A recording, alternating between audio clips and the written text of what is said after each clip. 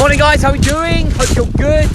So back to it after a week away, and in today's morning show I wanted to talk about 4 reflective points that I had over holiday, and I wanted to share them with you. Hopefully you can relate to them, hopefully it can make you think a little bit more as always, and kind of give you some focus to take away for the day. Before we get into that, the 5-day Fire It Up challenge starts a week today, in fact. Okay, it's a free 5-day coaching program, starts next Monday. I think it's Monday the 12th. 5 days, 5 tasks, 5 coaching sessions. It's massively beneficial. It's helped a lot. It's helped thousands of people. It's completely free. You can register by clicking the link somewhere on this message, on this post. So how you been?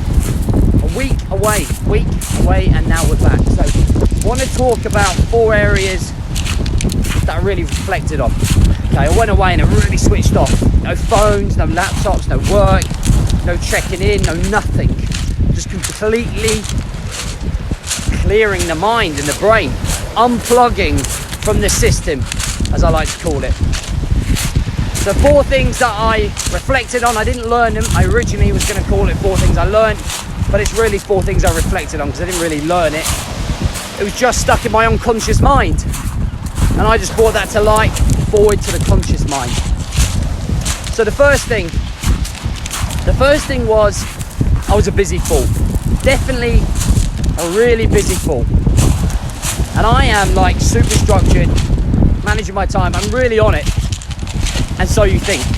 And this is the whole thing I talk about, because when you're in the zone, when you're in the rut, when you're deep into your work or deep into your life, and you're coping with life, and you're swimming through life, and you're trying to keep your head above water. So what's actually happening is that you don't realise that you are being a busy fool. You don't realise that your time management is out. You don't realise that you are becoming unstructured and falling into bad habits. And that's what I was doing leading up to holiday. I can see it now. Just by unplugging for the week, I can see the things that we're doing wrong. I can see the habits that weren't benefiting me or serving even my clients. I was slowly going down that burnt out route, exhausted, drained, not thinking clearly, not focusing on my 5% in terms of the business. So one of the things that I learned when I was away is that I must be much more disciplined, not learned, reflected. I must be much more structured, but I must be aware of it. And how I'm going to do that is by keeping a journal. Okay, my guys in the Brotherhood, I set in the task in August to start keeping a journal.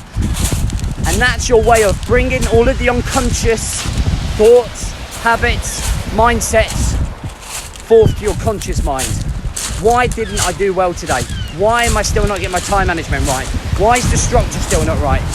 Just by simply spending 5 minutes at the end of each day, you're able to bring all of those things that you're not really realizing at the time forward to the conscious mind. And then you can start making changes. I think what the key is here is to start keeping yourself aware of what's going on. Okay?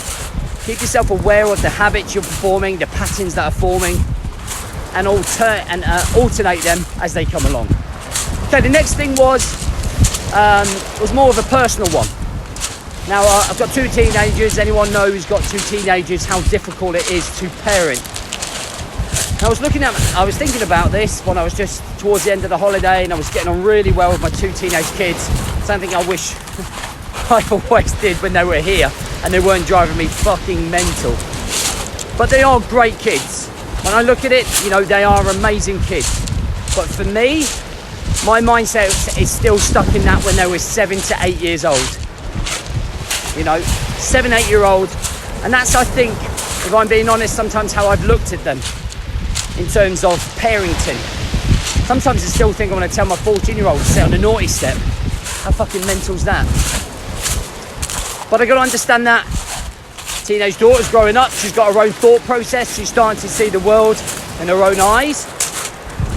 And I think my style of parenting has to adjust to match that. And that was a big thing for me, because it was always, I was choosing every battle. I was fighting every battle, and that just can't happen, because you're going to end up burning yourself out. Same with Bailey. It's like, let them grow up, let them learn, give them some rope, to go out there and figure out what's going on. So something I really realised and understood as we were getting on over there, as my attitude relaxed, is that maybe I can chill out a little bit as a parent. There's a line, but it's choosing the battles and finding the line, for sure, 100%. Third one, I think my relationship with alcohol is done. I think we're over. And it's not that I got pissed up on holiday, made a dick of myself. It's just that I've really noticed some things about myself since drinking again after the 100 miler. So when I finished the 100, as I was training for the 100 miler, I didn't drink all year, from January right through to June. Stayed off the booze, 6 months. And I felt great. Here, in my head, I felt great.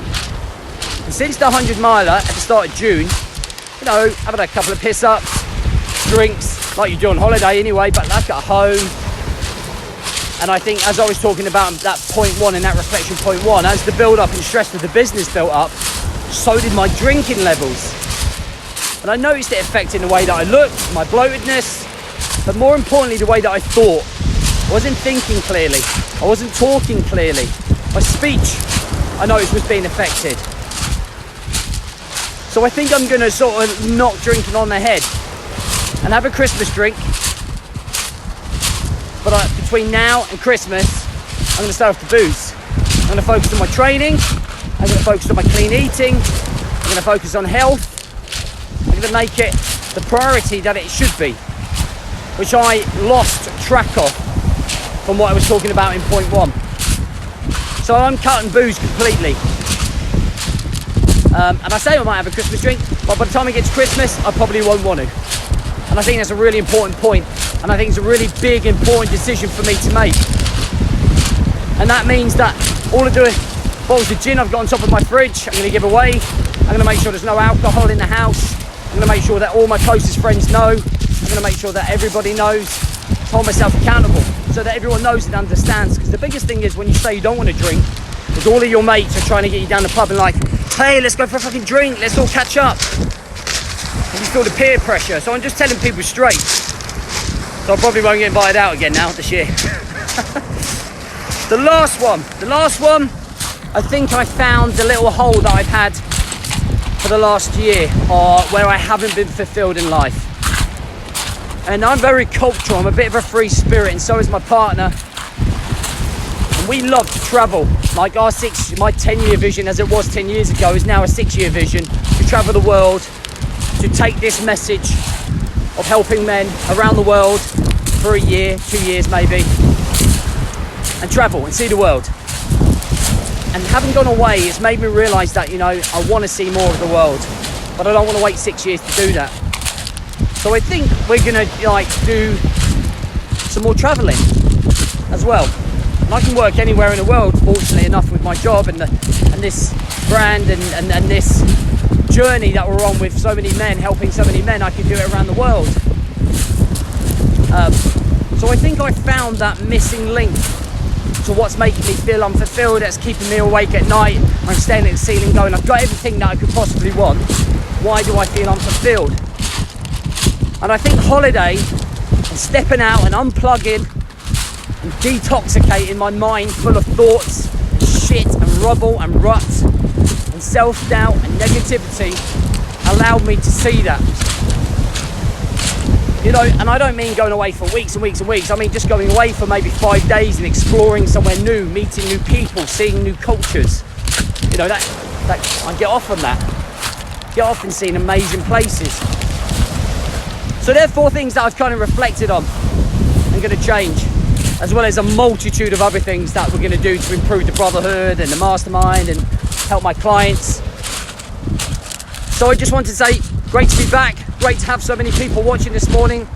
The next morning show is going to be Wednesday morning, roughly around 5:30. But great to see you there. I'm going to extract the audio from this and stick it on the podcast. It's a state of mind. Get yourself on the 5-day Fire It Up challenge, and I will see you in a couple of days.